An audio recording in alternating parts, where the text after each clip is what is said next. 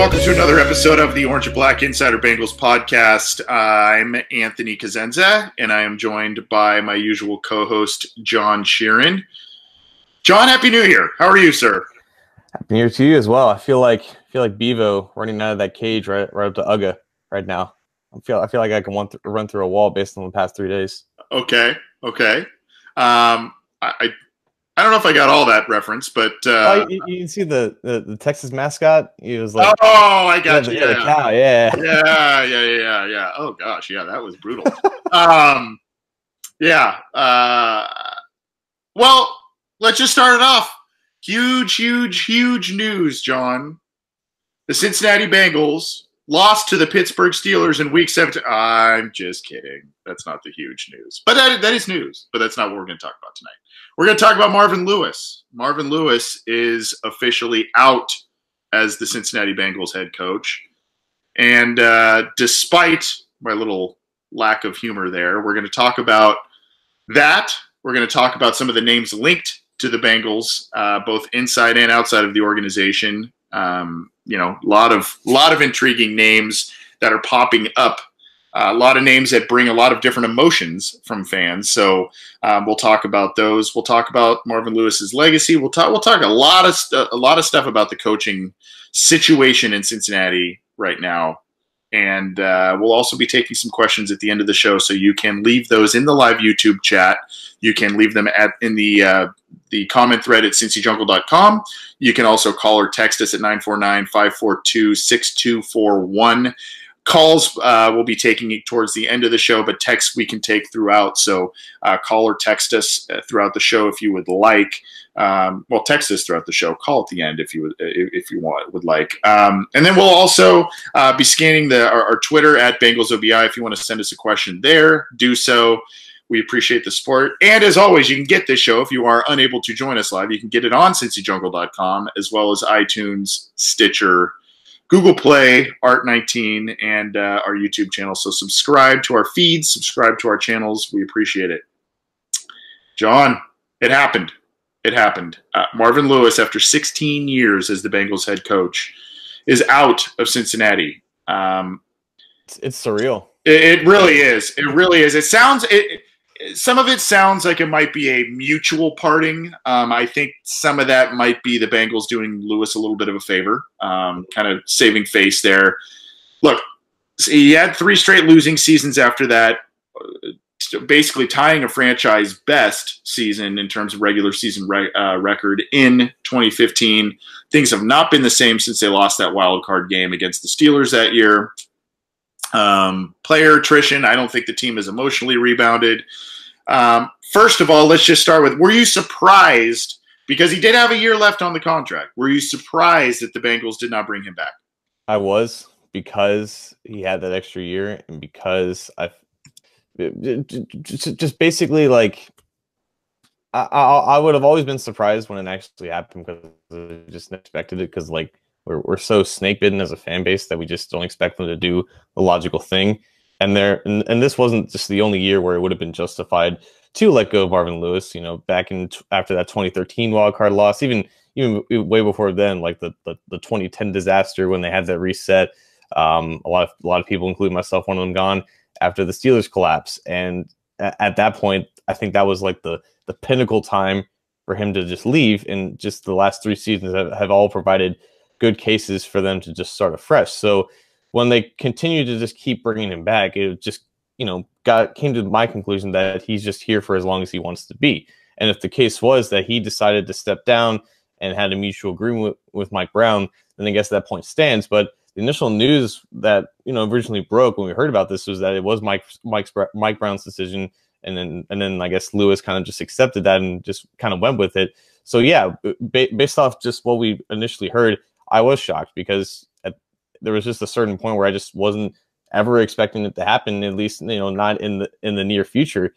And, they would have continued to, suffer under his, lack of, ability as a head coach in, his 16 years. But still, this is the Bengals, and they just kind of do their own thing in the way that they want to do it. So for them to actually do the smart thing, at this point, there's almost a slight benefit of the doubt that you have to give to Mike Brown at this point, and credits due where credits due. And it's just not something that I expected to say about Mike Brown at this point. Yeah, we'll talk about Mike Brown management, where our faith level is. We'll talk about that a little later in the show as well. But you mentioned, interestingly enough, in the same sentence, you mentioned the word suffer and Marvin Lewis in the same sentence.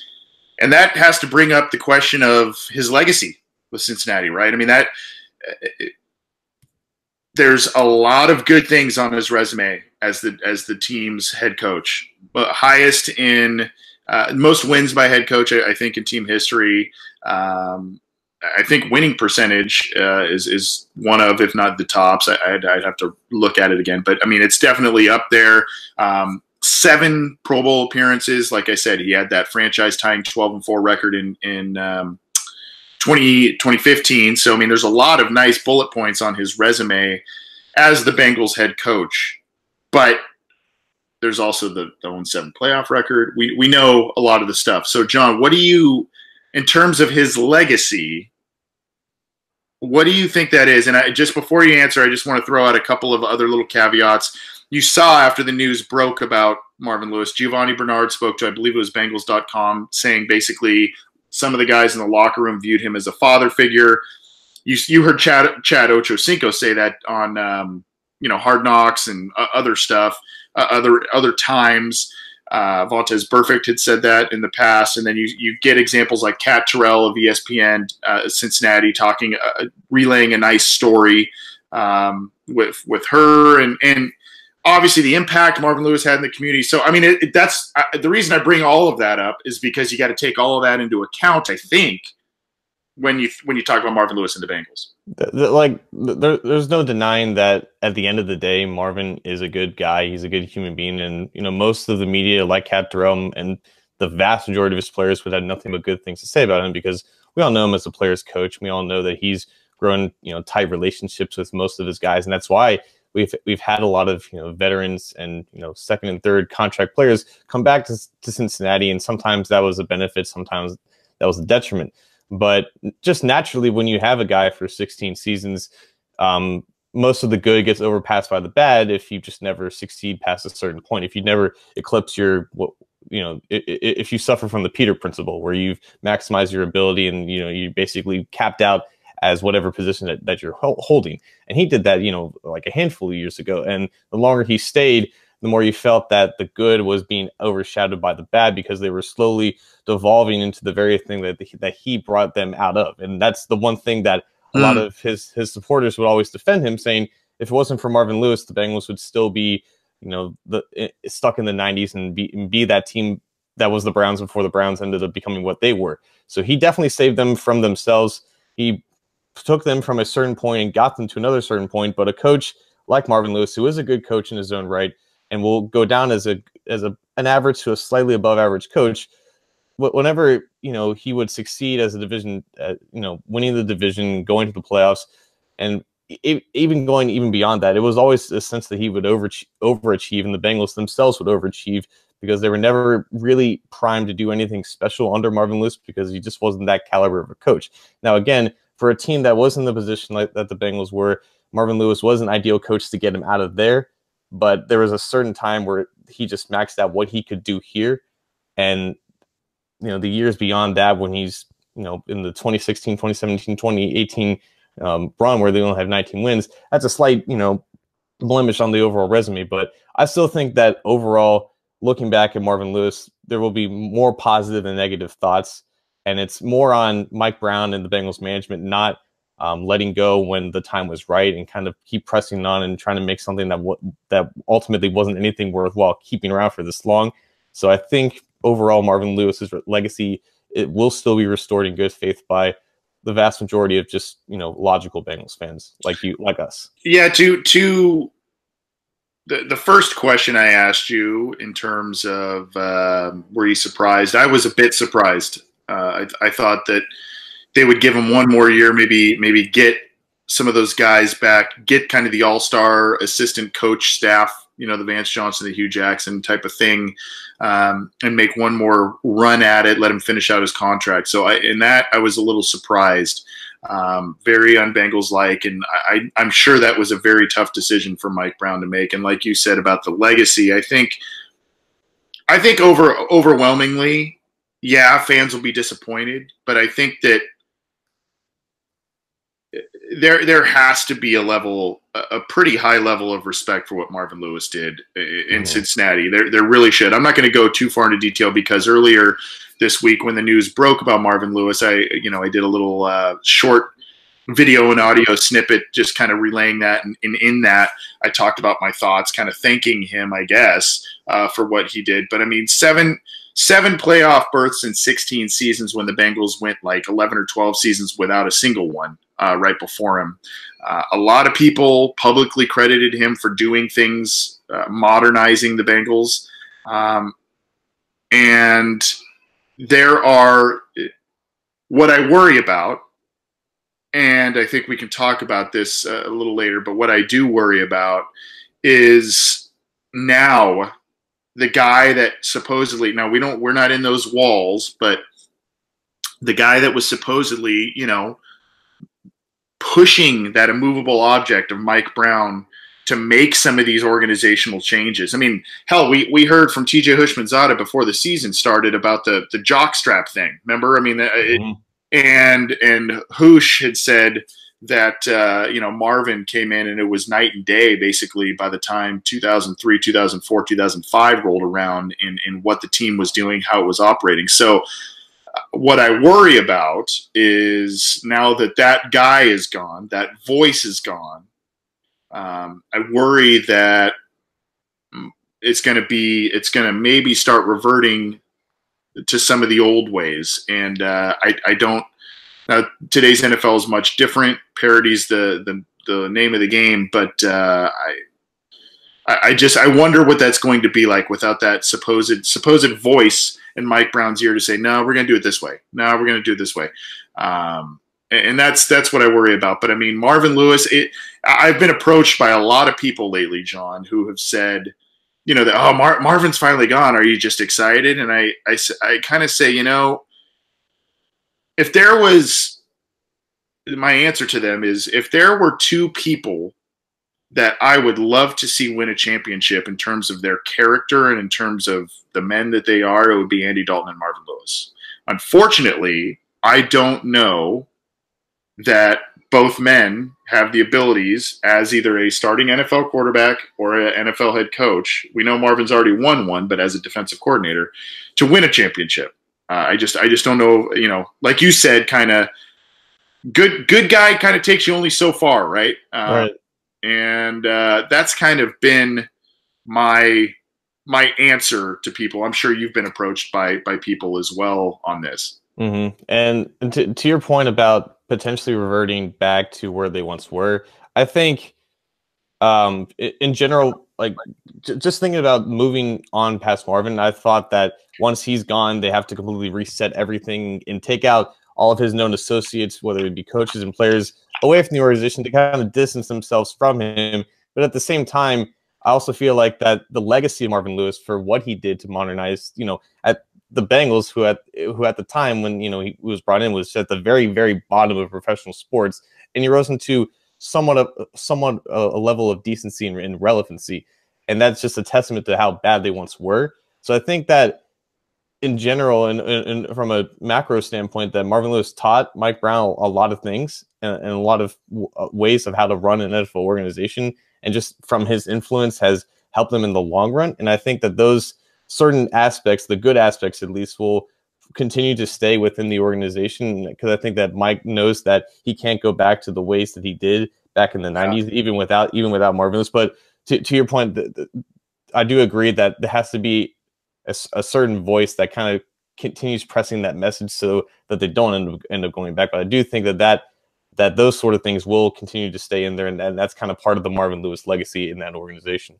Yeah, and I think the hope for Bengals fans and Bengals management, Bengals players, the hope is that Marvin's legacy, and there's nothing wrong with this, and Marvin's legacy is a guy that can turn an absolute garbage dumpster fire team into a competitive one, a guy who can build the foundation. Mm-hmm. And then you bring in a new guy that maybe is a little better in game management, maybe is a little bit better, within practices, maybe isn't so hesitant. All the things we criticize Marvin about, isn't so hesitant to play the young guys over a veteran. So he takes maybe some of those things that were weak points of Marvin and just builds upon a lot of the strengths that Marvin showed. And I've said this to a lot of people too. I think when people ask me who is Marvin Lewis or what is to a Bengals fan, I always say he's Marty Schottenheimer. He's a guy who not in the way of necessarily coaching style, but in the way that he can take a very, very bad team and get them consistently around 9 wins, around the playoffs. That's what Marty Schottenheimer did with the Browns. That's what he did with the Chiefs, and that's what he did with the Chargers. Unfortunately, Marty was also known as a guy who could not win the big games, could not win the championship, and that's kind of where Marvin's at too with the Bengals. Right. I want to end on this segment on this question with you, John, because we asked this in a Twitter poll. Do you think that Marvin Lewis will get another coaching job this year? And in the poll, 59% said yes, 41% said no. A little closer than I thought it would be. But there's two schools of thought here, right? I mean, it's either, man, he's been working his ass off for this franchise, and you can see he's tired, man. Mm-hmm. He is tired, and he is tired of the criticism, tired of the questions about his job security, all that kind of stuff. He's not really a young guy anymore. I think he's in his mid 60s. So on that stretch, he could be like, you know what, it didn't happen. Or do you see him maybe being an effective college head coach? Maybe he's, with this father figure type of stuff we hear, maybe he's got some gravitas there with college players. Do you see him maybe being a consultant, an assistant coach somewhere? Or is that kind of beneath him now that he has so much? You know what I mean? There's a lot of variables here. I'm not sure if I know Marvin, the person, well enough to know if he would feel being above just like an assistant or consultant, because I think logistically that's like the best avenue for him if he were to continue coaching this year, because I'm unaware of the amount of openings at defensive coordinator around the league that there are. And obviously there's going to be 7 new staffs, being built all across the league outside of Cincinnati, and potentially those 7 new guys could want Marvin to be their defensive coordinator. But still, I mean, Marvin, I think, is going to be 60 or is 60 right now. And I just remember at the end of Obama's 8 years as president, you could just see the difference, like from when he was inaugurated to when he left, and just the amount of stress and scrutiny that he took, and just you could just visually see it. And it's literally the same thing with Marvin Lewis. So at a certain point, I think that like it's just the year off to just reflect about where he is and just see if he still wants to press on, would probably be the most likely thing to happen. But if he were to jump back in immediately, I can see him definitely as just either a linebackers coach or like a defensive consultant, because I'm not sure if he's quite ready enough to just jump into like a front office role with another team, or if he even wants to do that. I think he'll try to either take a year off to evaluate where he is, because I think at 61 he'll get some offerings in 2020, or he jumps back in as a minor assistant role, because honestly, I'm not sure if he feels he's above that or not, but I think he'd be damn good at it. So we've got a couple of interesting comments in the live YouTube chat. James Napke says Marvin Lewis will get a coordinator position somewhere, possible. Michael Myers, I can't tell if he's trolling me or what, but he says Marvin Lewis as the next head coach for USC. And that'd be interesting. That would just be interesting, put it that way. And I want to say this, and this will be a good segue into our next segment. A comment from Vape Guy, who I think is, I think it's our good friend John from Kentucky. He says credit Baker Mayfield for Marvin's firing. Mike Brown ain't going to be swept and trolled by the Browns. Plus, have you guys seen the PBS attendance? It's awful. So. Yeah, that's obviously kind of a factor. And if you saw a tweet from Kat Terrell today of ESPN Cincinnati. We're giving her a lot of tips of the cap today. So, Cat's a good one. She does a good job. She does a good job. But we should get her on the show sometime. We should definitely try. Yeah, I don't know why we haven't done that. But at any rate, she put out a tweet saying that she's getting the feeling that the people within the walls of Paul Brown Stadium are very attuned to fan attitudes, especially about some of the coaching candidates that they are talking about interviewing that have gone out in the rumor mill. What are your thoughts on Marvin Lewis? You can get in touch with us in the live YouTube chat, as I mentioned, as well as the comment thread on cincyjungle.com. You can also call or text us, 949-542-6241, and we'll try and get you on the air there. Or you can get in touch with us after the fact if you're not joining us live, and get in touch with us and download the show on iTunes, Stitcher, Google Play, Art19, YouTube, and all of our stuff is also on cincyjungle.com. John, the latest news that I have seen, heard, and that you and I have reported on is that the Bengals actually have put out a number of feelers to a lot of interesting people. And I wanted to, that's why I talked about John from Kentucky's comment there to segue it into this. We're not going to spend a lot of time, if any, on the internal guys, but basically, we've heard Bill Lazor, Darren Simmons, and Hugh Jackson are all getting interviews or looks with the club as internal guys to potentially take over the head coaching position. And I think that most fans at that would balk at every single one of those guys, unless you've got a disagreement there. These are all Marvin guys, quote unquote. And if you want to really turn the page from the Marvin guys, you really can't hire some of these guys, in my opinion. I think you'd agree. Absolutely. I think Hugh had his interview like a couple hours ago, and I think Lance McAllister put out a tweet like I don't know what the backlash is with at least just interviewing like a guy like Darren Simmons, who's been with the club for a number of years, in the same position. And honestly, a special teams coordinator, has proven to make a good head coach. I think John Harbaugh is like the best example of that.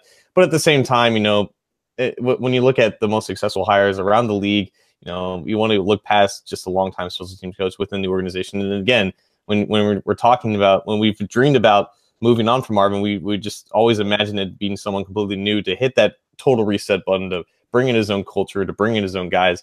And even if Darren Simmons would be a competent head coach, I think we would all prefer something completely fresh to see if they succeed or fail in that. And we don't have to say anything about Bill Lazor or Hugh Jackson for that matter, because I think we all have a unanimous opinion on those matters. Yeah.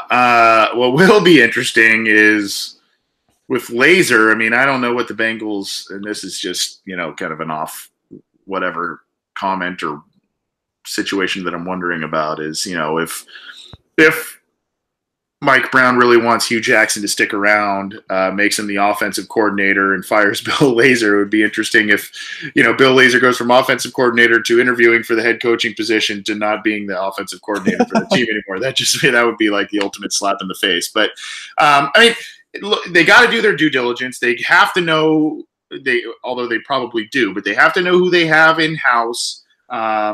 And, if there is a benefit there, it's knowing the culture, knowing the team, knowing the players on the roster and their strengths and weaknesses for each of one of those respective players. So there are some benefits there, but I think we're all in agreement that an outside hire, it worked last time with Lewis, right? I mean, that's not necessarily the exact way that everybody wanted, but that's what brought about a much better era of Bengals football than the previous one. So I think the outside hires are probably where everybody's leaning. So the rumors and or reported interest and or reported interviews from outside guys include Shane Waldron, who's the passing game coordinator of the Los Angeles Rams.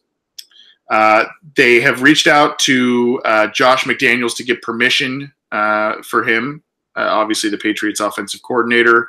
Have not, I don't believe they scheduled anything with him, but they've definitely, it's been reported that they want to interview him. Zach Taylor, who is another Rams product, the quarterback's coach of the Los Angeles Rams. They have an interview set up with him. They have an interview set up with Vance Joseph. They have an interview set up, I believe, for Friday with Eric Bieniemy. Of those guys, because we could go on and on about all kinds of different options at the college level and all kinds of stuff, and we'd take forever. But of those guys, is there one that you say, yeah, that guy?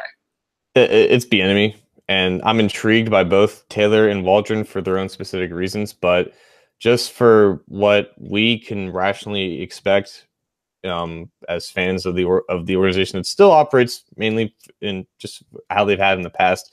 Bieniemy's probably the best guy because I think there was like his wife is on record for saying that she loves Cincinnati and that's friends here. Obviously, he has a history playing with the Bengals, but I don't think that matters as much. But there is some connection there with him. Marvin Lewis was a coordinator or was a defensive coordinator when he was hired by the Bengals, and Bieniemy has that coordinator experience, albeit for just one season. But the Andy Reid coaching tree is obviously very illustrious with Doug Peterson and Matt Nagy and even John Harbaugh again. McDaniels intrigues me, but I think he's going to probably have to wait a couple years to kind of restore his rep after what he did to the Colts last season. And again, both Taylor and Waldron intrigue me because I would be interested in diving into the McVay tree, but Taylor has just one season of coordinating, and it's for the Cincinnati Bearcats when they weren't really that good in 2016. And funny enough, Taylor was the guy that took over for Bill Lazor when Bill Lazor got fired in Miami. So he coordinated that offense for about 5 games, then moved on to Cincinnati, then went to Los Angeles. So I think a guy like Taylor is definitely an intriguing option because if you are going to look for the next McVay, you might as well go to the source. And McVay has been on record for saying that he's very crucial in their third down game planning. He's very not controversial in their game plan, but he's very very open-minded to his own kind of philosophies, and McVay values that a lot. So he's got a mind of his own. He's not just the guy that kind of follows what he says. But that's also Bieniemy. He doesn't call the plays for Kansas City, but he has a lot of influence in that offense. And I just think that based off a hire that they would make, that we would accept, Bieniemy's probably the best choice because he is the hottest name on the market right now, and they definitely need someone with an offensive focus because even though the defense was as bad as it is, we've always wanted the potential on offense to get a lot better, and definitely bringing in a guy who's an offensive mind would probably want a quarterback with a higher ceiling than Andy Dalton after working with Pat Mahomes for a year. Yeah, it's just a side, and I'm old enough to remember this, but when Bieniemy was with the Bengals, there's a little side note. He was a guy that was known as an absolute monster in the weight room. Just an absolute, like, I'm talking putting up hundreds and hundreds of pounds on the bench and just like an absolute monster. But he's a shorter, stockier guy, so you can kind of get the arms up quicker. But he was known to put up a lot of weight, and that was like one of the big things. One of the original muscle hamsters. Yeah, exactly, man. And in his playing days, he was a built dude. He's kind of let himself go a little bit, but that's okay. That's neither here nor there, except for maybe he can get in guys' faces in the weight room a little bit since he was a monster there. But are you concerned? Because you touched on it. Are you concerned that he has not called plays in an offense? He has 1 year of offensive coordinator experience at the NFL level, basically. Does that concern you? And if he is the guy, or it sounds like he's your preferred guy, do you worry that he's doing this? He'll take the interview and it's only for leverage. Granted, that could be any coach, but I say this because Bieniemy knows Mike Brown. Bieniemy knows the shortcomings of the Cincinnati Bengals. He was in that locker room. He played there. And is this just something, granted, it could be his first head coaching gig and he's just like psyched about it, but do you understand what I'm saying? Like, this could be something where it's like, he seems to be the tops of a lot of fans' wish lists, and he may just be completely against coming here. I don't know that, but he was here at a really bad time of Bengals football. And that's completely understandable. He could just be taking the interview out of a professional courtesy for a team that he already played for, because he declined an interview with the Cardinals, and like he already has it. He's interviewed with the Jets, the Bucks. He'll interview with the Dolphins. Today's Wednesday. He'll interview on Thursday, and then he'll interview them on Friday. So he's got 4 interviews in 3 days, and he's still game planning for a game in a week and a half. So he's a very busy man at this time, and I think he knows that he's got a lot of leverage with him because he's the hottest name on the market right now, and he can probably go wherever he really wants to because there is a lot of good precedent set with the Andy Reid coaching tree. And yeah, while he hasn't called plays, I'm pretty sure Matt Nagy didn't call plays last year in 2017 when the Alex Smith offense went off. I think Doug Peterson was the quarterback's coach or some type of consultant under Andy Reid. And, so I don't think the strictly, actually calling the plays is a necessary requirement. Obviously, McVay did that with Washington under Jay Gruden and with Kirk Cousins. And that's something that, definitely helped him out, transition as a young head coach, as a first-time head coach. So yes, that's kind of a risk, but I think it's a risk worth taking when you're talking about, where he's come from, who has developed him, how, just the overall path that he's taken up to get to this point. And he's definitely had an influence on that offensive explosion. It will take a lot of components that he learned from there to wherever he goes. And, Cincinnati has a lot of similar pieces to that Kansas City offense, albeit some of them haven't stayed healthy and some of them aren't exactly at that degree of talent. But, you could do similar things with Tyreek Hill that you do. That you can do similar things with John Ross that you can do with Tyreek Hill. Joe Mixon's a talented runner in his own right. Tyler Eifert, when healthy, he's at least comparable to Travis Kelce, I guess. So the pieces are there. They can still add a lot more because the Chiefs are just not on their level. But I think Bieniemy would see that and be intrigued and take kind of what he's learned from Reid, just like Peterson and Nagy have done before him. And I think that's a risk worth taking. Yeah, so he's one of the tops for me as well. Coming from that team and that offense, I think, and that would lead to potentially some changes on offense, both for maybe some positional changes, but also, like you said, a potential rise in production out of guys like Ross. So from that perspective, I'm for him. He's not a popular guy, but there's some things about Josh McDaniels that intrigue me. For one, the Patriot way, right? I mean, that's he knows that system, that thing, that the way they do things intimately. Now, he tried to implement that as a really young guy with the Broncos, and that did not go over well. That tenure ended pretty badly. But he could come in here, I don't know, implement a system that kind of makes sense. Maybe even use Andy Dalton to immense strengths and make him. There's a lot of things there. Yeah, character stuff. Whether it's handling of Brandon Marshall, whether it's bailing on the Colts job, whether it's all the stuff with the Patriots, the videotaping stuff, the deflate gate, all that kind of stuff. So there's some concerns there, but that name does intrigue me personally as well. With these other guys, John, the Waldrons, the Zach Taylors, I saw earlier on Wednesday, Cliff Kingsbury, the former Texas Tech coach who accepted the offensive coordinator job at USC, is now getting some looks as a potential head coach. I think it was for the Jets and the Cardinals to get interviews there. My concern is this. Everybody's obsessed with getting the next Sean McVay, and they should be, because McVay is a very promising coach. He hasn't really won too many big things yet, but they seem poised to obviously make a championship run this year. Very sharp guy, young, inspiring, smart. So obviously you want to try and find another guy like that. There's two guys off of his tree here. I just worry, I don't really worry about other teams per se, but I worry for the Bengals that these if they do go that route, might it be a reach? There are people like myself who are old enough, barely old enough, to remember the David Shula debacle, where he was a young, inexperienced coach. He was an assistant who was a descendant of one of the greatest coaches in NFL history. And, so they deemed him worthy of this job, and he was an utter disaster. I'm not saying these guys will go that route per se, but there's just a reach factor there that worries me. Oh, for sure. And, I obviously wasn't old enough or maybe even alive to see Dave Shula, but rub it in, buddy. Rub it in. But McVay, like me, he's a millennial and he kind of operates kind of like one, and he has but and the main thing that kind of separates McVay from the rest is just his acumen in general, just extensive knowledge and memory of just the most random things that you can possibly think of.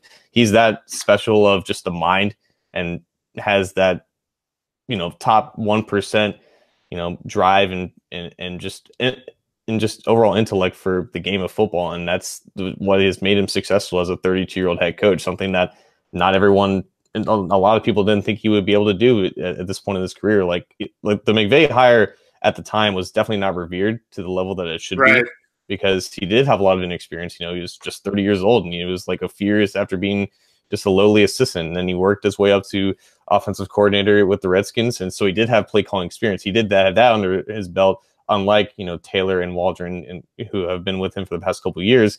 So there is that obvious difference. But if they hire, or if any team hires Taylor or Waldron as the head coach, then obviously they're gonna compare him naturally to McVay and see what McVay has rubbed off on him in terms of just overall intellect and just way of doing things. And if they do get that opportunity, then we can give them the benefit of the doubt that they see something special in those guys as well, in the way that they operate with such inexperience, and how they could potentially, be a leader of 53 men in a locker room, even though they're not that much older than all of them. I think Taylor's 35, Waldron's 39. Both have been graduate assistants and worked their way up to, some minor role in running an offense. So definitely going to be a risk, because they don't have that factors that McVay has. We don't know, personally what these guys are and what kind of major coaches they would be. But if they were to be given that chance, then we can almost we won't be able to assume, but I think we would have a pretty good idea that these guys are special minds. And I think that's the one thing that's separated McVay, and that will be very important in judging a potential hire of them. Yeah, look, I mean, I understand that I sound a bit hypocritical when I'm saying, oh, Josh McDaniels would bring, the Patriot way maybe to the Bengals and all of that. Well, these guys have studied under McVay and with him, so they could bring some of that excitement and that passion and that creativity to the Bengals offense as well. To me, Jared Goff he's probably better than Andy Dalton, but I don't see him as necessarily an elite player at this point. I see that he has immense talent around him. He's very good, but he's got immense talent around him, including an offensive line, a lot of pieces they added on defense. He's got a lot of receiving weapons, and what they do is they spread things out. He's got Gurley behind him, and they can just do a lot of different things given the players they have. So, I mean, those guys could bring in the Rams' philosophy, what they've been running the past couple of years, and do it that way. But I don't know. I guess for every McVay, where I'm kind of going with this, for every McVay, there's a Dennis Allen. Mm-hmm. There's all these other guys that were young and up and coming guys, and they were just in over their heads. And even though the Bengals have had 3, losing seasons in a row, there are some talented players on this roster. They do need to add a lot more, but you would hate to see this team take another huge step back because they hired the wrong guy, obviously. This is a tough decision for the franchise to make, and the wrong decision here, whether it's one of these Rams guys. And I don't want to just pile on those guys. It's just, for me, it's a little easier target to bring up because younger, inexperienced, all that stuff. And but a lot of teams seem interested in those guys. I think Zach Taylor, especially, Waldron is another guy some teams are interested in. So they're getting some looks and getting some interviews, I think. So, the Bengals are at least going after some of the big names that are out there, which is pretty good to see. We'll see what direction they go. It's probably going to be, I would think, we probably won't find out anything until at least next week, maybe even longer. But I said this on our little tidbit show that we had earlier this week. I think that probably with the NFLPA Bowl coming up in mid-late January, with the Senior Bowl coming up, the Combine coming up, I think the Bengals, even though they said it could take several weeks, quote unquote, I think the Bengals want to get this decision done soon and a staff in place soon, so that when they go to these types of events, they have the coaches in place, the guys in place, especially because this organization really relies on its coaching staff more heavily in the scouting process than some other teams. So I think that they want all those guys in place, and we'll see. So some interesting names coming up there. that have been brought up as the Bengals' potential candidates for the coaching job. As I said, the internal candidates: Bill Lazor, Hugh Jackson, Darren Simmons, and then Eric Bieniemy, Zach Taylor, Mark Waldron, Josh McDaniels. Those are some of the other names being talked about or they've set interviews with. Again, I don't expect. Maybe by next week's show, we could have some form of news in terms of who the Bengals will bring as head coach, but I don't know if it'll even happen then. We'll see. This is the Orange and Black Insider Bengals podcast. I'm Anthony Gazenza. He's John Sheeran. You can get this show on iTunes, on Stitcher, on Google Play, on Art19, and YouTube, and CincyJungle.com. We're going to get to a segment in just a second, but we've got a call on the line. Hi, this is the Orange and Black Insider. Who's this? It's John from Kentucky. Happy New Year, Anthony, and Happy New Year, John Sheeran. Happy New Year, sir. Good to hear from you, sir. I'm sure you, knowing you as long as I have, John from Kentucky, I would assume you have to be absolutely ecstatic with the Marvin Lewis news. You know, my son texted me that morning and said the Marvin Lewis era has ended. And I texted back, what do you mean? He said, Mike Brown just fired Marvin Lewis. I said, son, it's a little early for April Fools. He says, no, it ain't no fools. Get on the Cincy Jungle site anyway. And so it happened. And, yeah, I was ecstatic, and I texted some of my fellow Bengals fans, and they couldn't hardly believe it. And, you know, we've been watching this team for a long time. And, yeah, I was ecstatic. But then, you know, when I calmed down and I took a realistic look at the situation, and you had just mentioned this comment earlier that I typed, yeah, and Baker Mayfield, the Browns, he was trolling us, not just you, but really the whole Bengals team. The Browns said they would stop us, and they did it. All the empty seats at Paul Brown Stadium. Now, Mike Brown does tolerate a lot of things, but you do know the history of Mike's father, Paul Brown, and the Cleveland Browns, correct? He was fired. He was devastated over that. You know that, correct? Oh yeah, absolutely. Yeah, I mean he started the team, and then Modell came in and basically pulled the rug out from under him and fired him. Yeah. Yeah, and that happened, you know, a long time ago in the 1960s.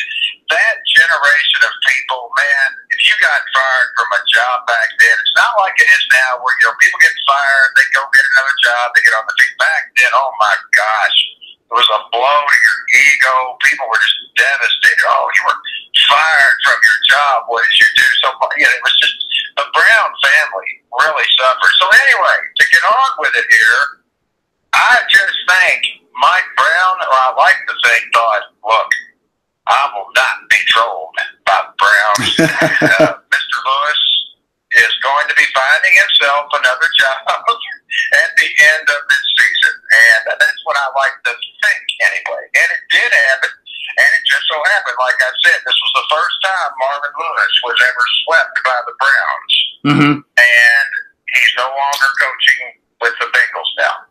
Yep. And I appreciate you letting me make that point. Yep, absolutely, John. Thanks for calling in. We'll comment about this on the air here. Appreciate you calling in, and don't be. And you know what, Anthony? What's good too? We finally have something new to talk about. The same old stuff. Tell me about it. Yes, and I hope this new coach, whoever it is, I just hope he motivates the team to play. Cincinnati has good players, and they're in better shape now than they were when Marvin first got here. We have more talent. Whoever this new coach is, just please, in prime time and in big games, let's see some aggressiveness and some very intense coaching, which we just never really saw under Marvin Lewis. Yep. That's all I have to say. All right. Okay, Happy New Year. Happy New Year, buddy. Thank you. So that was our good friend John from Kentucky. Always an entertaining phone call, and we had to take that one there. Any thoughts? Any additional thoughts, John, about what John from Kentucky said about the? Obviously, we talked about this previously about how the Browns game may have weighed heavily on the decision in terms of potentially bringing back Marvin Lewis, and the Bengals utterly failed in both of those games. Well, first of all, it's 2019, and I think we should finally on the show put this part of the show as the John for Kentucky segment, because it's just a weekly tradition at this point. So, John for Kentucky, shout out to you. We should definitely try to name this segment after you now. But yeah, it was something that I thought about after they lost that second Browns game. Like, I know Mike Brown is not okay losing to the Browns because of the history, but I just wasn't sure if he was capable enough of doing the right thing and, you know, doing the one thing that a lot of us wanted him to do for so many years. And so it was like, it was just the unstoppable force meeting the unmovable object in my mind when I was thinking about Mike Brown's thought process. And I guess one side just kind of overpowered the other one, and it ended up being the logical and right decision. So kudos to him again for just doing that. But I guess it really speaks to a testament about how much that loss kind of impacted him. And I think that's something that should be worth, you know, celebrating. And I guess when you hold, you know, Mike Brown to such a low standard that we do, and that makes sense to me. Makes sense to me as well. Like I said, and John brought up a good point. John's a longtime Bengals fan, and like he said, the Bengals, it's just kind of unacceptable to, especially in Mike Brown's eyes, it's kind of unacceptable for the team to lose to the Browns in the way that they did, to get swept in a season by the Browns. Now the Bengals have lost, I think, some back-to-back games, but it was like, you know, one game in one season and then the first game of the next season. So they weren't, you know, I guess that's a sweep in a way, but not really, because it's not in the same season. But it's the first time it had happened since 2002. And we all know that 2002 was one of the worst seasons in Bengals history. Before we get to our next segment and maybe a couple of other listener questions towards the end of the program, we've got another regular caller here. It's Terrell giving us a call. Terrell, how are you, sir? How did you take the Marvin Lewis news? I was happy for like 5 minutes, and then after about a while, you didn't think about it though. He will be missed now a lot. Yeah. You know what I mean? Yep. But other than that though, Marvin was just old fashioned though. I mean, you know what I mean? And, the big giant, like slow linebacker, like Brad Lewis. That's old. And on top of that, though, like I do want an offensive-minded coach, and I want a new guy, like a fresh new guy too. I like what John said. He did like Eric Ben. I don't know if I pronounced his last name right, Eric Benini, and the assistant from the Rams. That's cool too. And they keep going talking about what he ain't calling no plays with the guy from the Saints. Ain't calling no plays either. That's a good point. Yeah, that's a good point. That's a good point.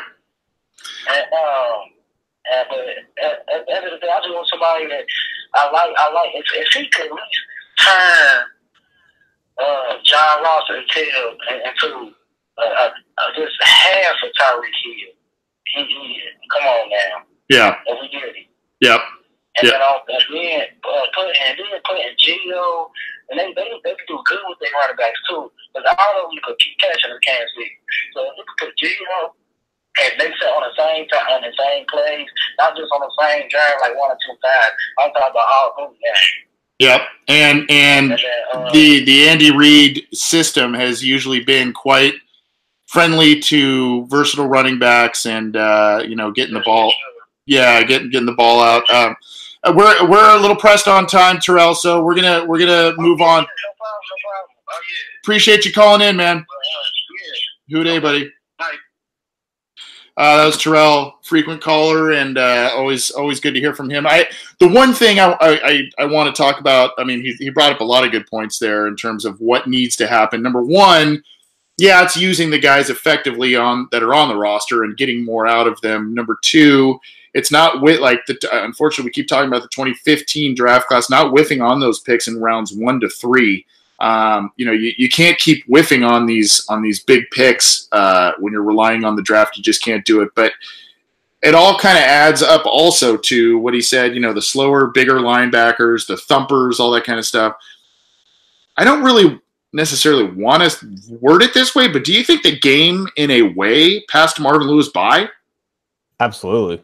Absolutely. I think we always talked about his inability to evolve to modern times. And while a good point would be, in the more successful years that he's been here, he's had the courtesy of leaning on some quality coordinators, whether it be Jay Gruden, Hugh Jackson, and on defense like Mike Zimmer and Paul Gunther in his first couple years here. So when they had success, they had good coordinators to help out Lewis, game plan and call plays and whatnot.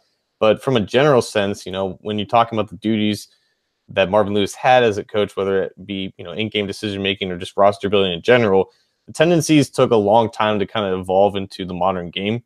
And honestly, yeah, I do think in a way that, he tried for as long as he could to make it work from the way that he wanted to run things and whatever. But again, just like everybody, that he was just had to adapt to the times. And unfortunately, not only was it too late, he just wasn't effective at doing that.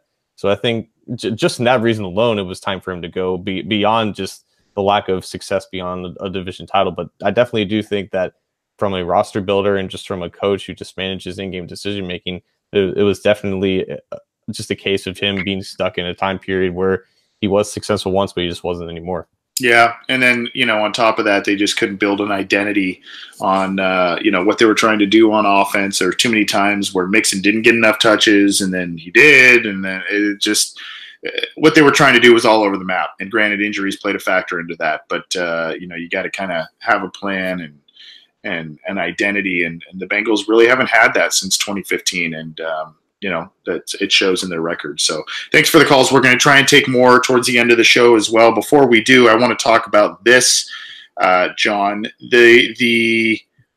Basically, it's about, we've been talking about these coaches and who they're going to hire, who they're bringing in for interviews, all that kind of stuff. It's basically now about trust, and it's about who Mike Brown trusts. It's about who the other figureheads in management trust in terms of coaching this team, and then them bringing in other assistants that will coach this team.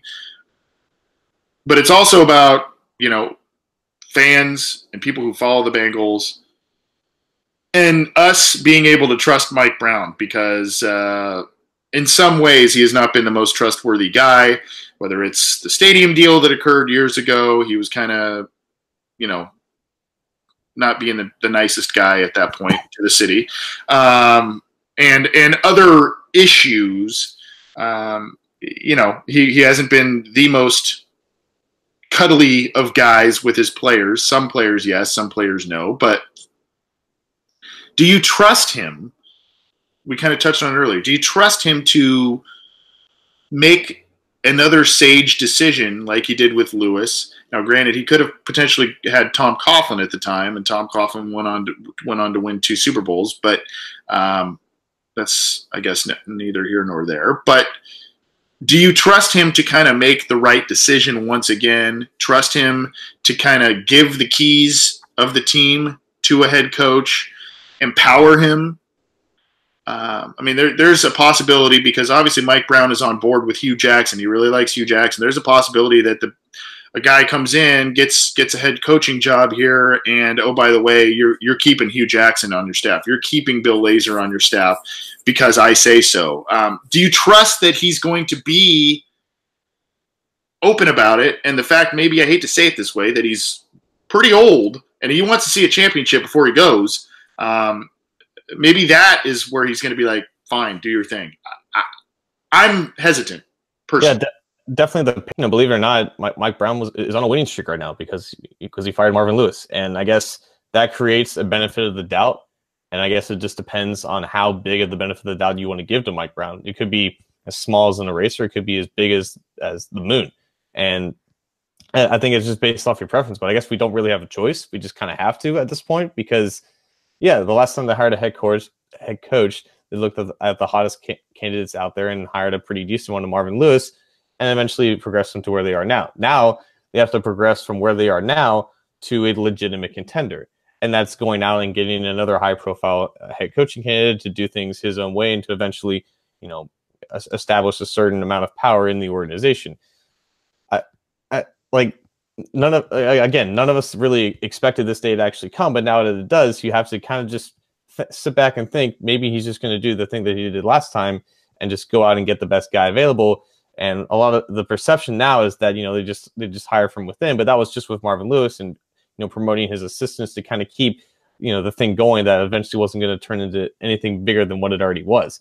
But now this is a whole new different thing, is, as much as maybe we don't want to admit it or don't want to accept it because we don't want to get disappointed again, this is a whole new transition that they haven't experienced since 2002, 2003. So yeah, I think there is a benefit of the doubt that you have to give Mike Brown at this moment. And until he screws up, there is a historical precedent that we can look back on and kind of have some glimmer of confidence. But again, like Terrell mentioned, after the first 5 minutes of realizing that Marvin Lewis is gone, there was a certain level of fear that kind of just sat with us, because where did we go from here? Because we haven't seen this in 16 years, and we don't know if Mike Brown is going to do the same thing that he did last time, even though that's the right thing to do. So there's a lot of uncertainty here, and it just really depends on, how much of your excitement from Marvin Lewis's departure kind of carries over to your overall trustworthiness of him to make the right decision going forward.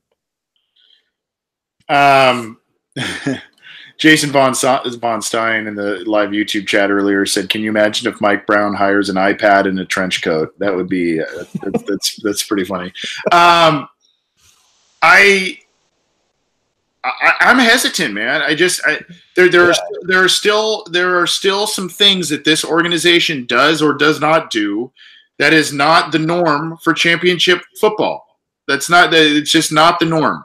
I probably sound like a broken record, and everybody who's read my stuff or has listened to this show or other shows I've been on for years, I've been a big outside free agency guy. I hate to sound like, keep talking about it ad nauseum, but it's kind of true. They don't do enough in outside free agency, and they're not aggressive enough in the draft, and they don't, there's other shortcomings internally in terms of, if you want to do the indoor practice facility thing, if you want to have other beefs, there's stuff that they should do, that they should have, and they do not do it. So, and that's squarely on the decision of the owner.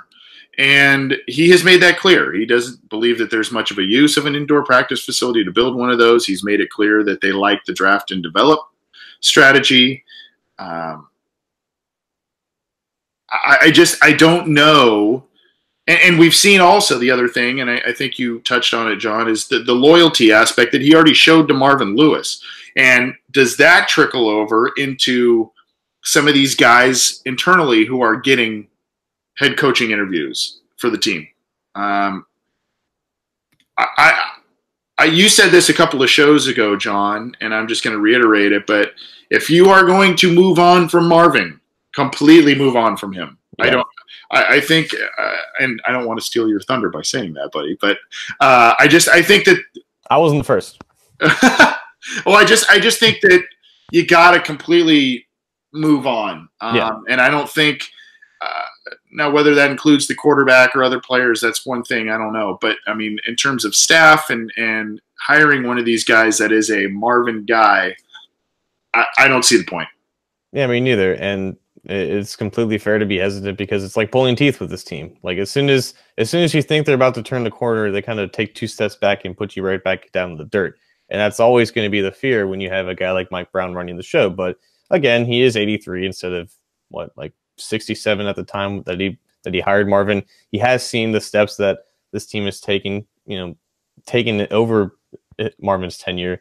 So I think even for a guy that's as incompetent as he is as an owner, I think he has to realize that there are certain future steps that he needs to take. And now he has a little bit more of a support group in the Blackburns, and even Duke Tobin for that matter, just from running the football show and operations and things. And yeah, there'll always be those aspects that we always want him to do more of, being in a small market and just coming up to the basic level of franchise competency as other average NFL organizations, and that'll always be a thing with him. And I still don't think that he's a good owner, even though he did the thing that we always wanted him to do. But yeah, I just even giving Hugh Jackson an interview kind of just pissed me off because it just felt like he hasn't learned anything from that and just hasn't really been. And maybe he is as tone deaf as we think he is, but again, there are people that will say that they did this last time and we should trust that they're going to at least try to do it again. And if it doesn't happen, then we can proclaim that we're right. But it's just, honestly, it just feels like a leap of faith. I mean, I would prefer to just them have stuck with Marvin for another year if they're going to go the Hugh Jackson. I mean, you might as well have just kept Marvin, tried to load up at the assistant coach level. I don't know if I feel that strongly about Vance Joseph on that front as I do Hugh Jackson, Bill Lazor, Darren Simmons. But I still have that feeling. It's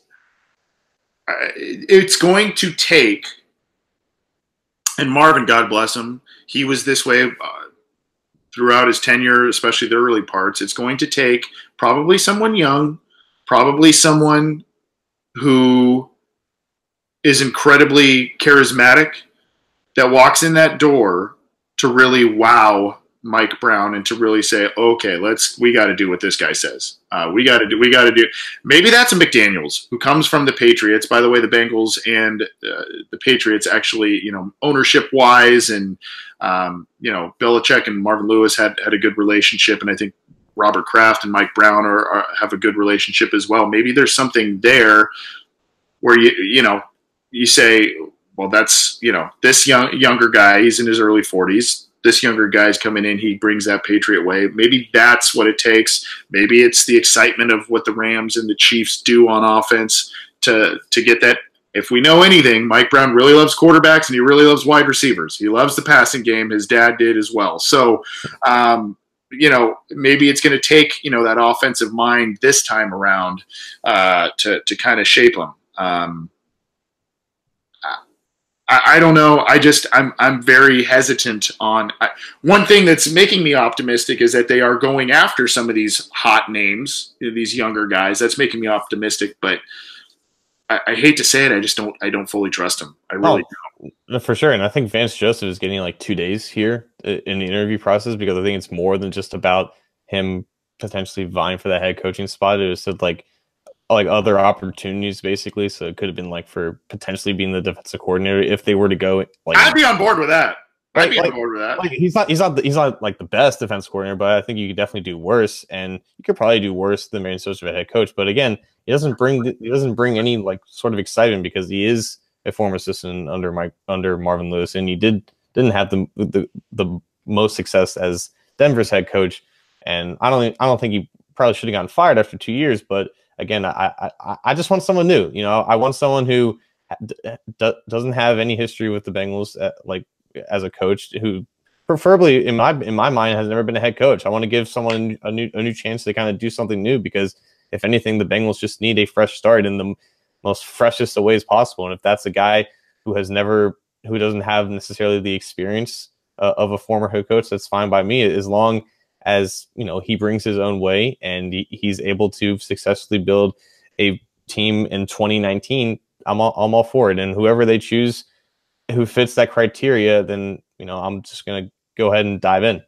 Yeah, I'm gonna put you on the spot here because I don't really. I'm thinking about some names and I don't really know where I would go with this. But do you have someone that you can think of that's a dark horse candidate for this job that is not either the team has not reported interest, asked permission to interview, or have set up an interview? Is there anybody in mind? I mean, if you don't, that's fine, but because I'm putting you on the spot. But do you have a dark horse candidate that's like, ooh, maybe this guy can, whether it's a retread guy, I don't know.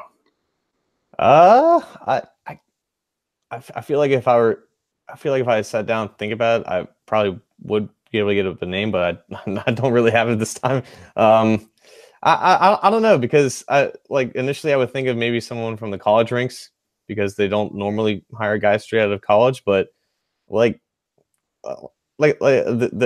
Jay Gruden hire comes to mind as someone that not a lot of people expected because he came out of the the CFL or Arena, I think. The Arena League, and I think a lot of people at that time wanted his brother to potentially come on. So Jay Gruden was definitely a surprise, and I think that they do some decent research in terms of finding at least assistants in that mind. So if not one of these Rams guys, I think they'll look at other successful offenses like maybe somebody else from Reed's staff on the Chiefs, or maybe even someone else from the Patriots. I think that they're looking in the right spots, and they're asking for the right kinds of people.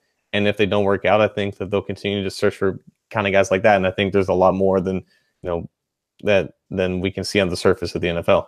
Yeah, I mean, there's a couple guys I can think of. I guess Steve Wilkes, the guy who's just fired from Arizona, he's a guy that I don't think got a fair shake at all. That roster was torn apart when he got there, and then he gets 1 year. Quarterback position's a mess, rookie quarterback, and they let him go. So that's a guy I think would be interesting. And you mentioned how they're looking at some of the perennial teams that are, at least as of somewhat recently, being pretty good, the Rams, the Patriots.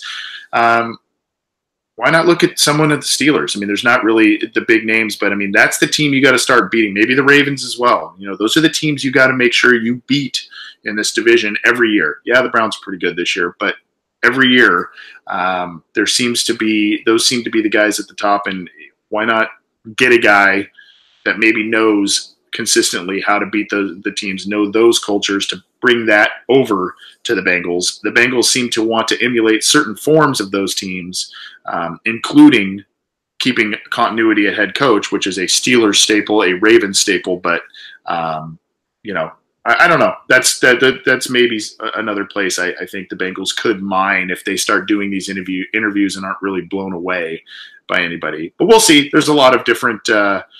I saw some people in the live YouTube chat say, David Shaw from Stanford, and even Mike Zimmer, who is still, by the way, employed as the head coach for the Vikings. So that would require like a trade or something. And if you know Zim, he was popping off at the mouth shortly after the season, saying some interesting things about management. But I think they want to keep him there, and I think he's a good coach. So I think he's staying there. We're going to get out of here because we're running long on time. This is the Orange and Black Insider Bengals podcast. He's John Sheeran. I'm Anthony Cosenza. We appreciate the phone calls we received and all of the interaction, all of the live viewers. We had a lot of live viewers tonight, so that was pretty cool. So we appreciate all of the interaction and the calls and everything. You can get this show on iTunes, Stitcher, Google Play. You can get it on Art19. You can get it at Cincy Jungle, and of course, all of our videos are on YouTube as well. So get the show how you can. We appreciate it. John, any final thoughts before we close up shop here? We've been chatting about coaches for about an hour. Wow, this show kind of flew by. Any final thoughts either about Marvin or these guys, or maybe even what you saw on Sunday against the Steelers? I tell you what, man, like we've both been busy just covering the site, but this has been the longest 3 days of my life. The longer that Hugh Jackson hasn't been hired by the Bengals, the longer I think that it's going to happen. So I'm going to need something else to do besides running the website with Jason to kind of pass the time to alleviate my stress. And I'm sure you need something to do too. Yeah, I mean the last thing that you want. It would just be so Bengals-like if they had, a decent coach in their arms for years and years and years. Fans want him gone for, some pretty legitimate reasons. They run him out of town. Then they struggle to find. They get on this carousel like the Browns, where they just can't find the guy. And that would just be the ultimate nightmare. It would be very Bengals-like for us longtime fans and cynics. So that would just be not ideal, to say the least, if that's what comes of this. And that could happen if some of these internal guys get hired and, potentially the results are not good on the field. I do want to say this.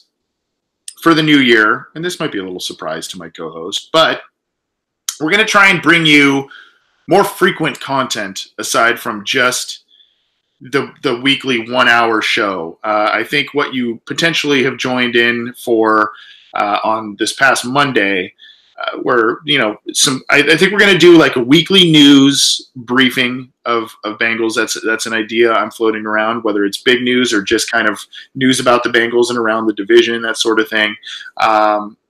And maybe another thing in there as well. So we want to pump out some different stuff. I think this roundtable show between John and I, and we bring in other guests and whatnot. I think that's great, and we're going to continue to do that as well. But I think doing these other shorter little snippet shows, we want to start doing that, get you some news, notes, all that kind of stuff. So keep your eyes and ears open for that. We're going to try and get, per the request of the fans, we're going to try and get some more guests, whether it's from other teams, whether it's former Bengals, current Bengals, that sort of thing. We're going to try and get more of that. We had some high-profile ones towards the beginning of the season this year, and Anthony Munoz and Willie Anderson. Then as the season got going, we just put the pedal to the metal, and we didn't get too many other actual Bengals players. So I have some in mind. I don't want to say on the air and overpromise and underdeliver, but we'll try and get that.